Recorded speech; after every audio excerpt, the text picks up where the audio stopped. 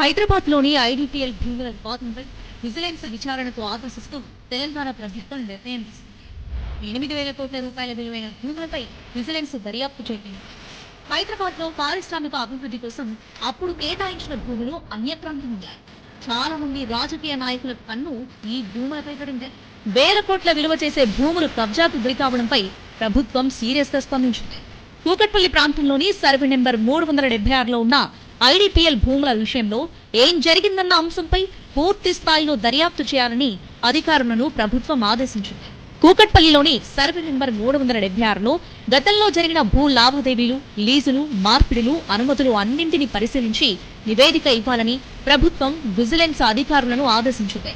భూముల కేటాయింపుల్లో అక్రమాలు జరిగాయా, రాజకీయ పలుకుబడితో కబ్జాలు జరిగాయా అన్న అంశాలపై విచారణ జరగనుంది.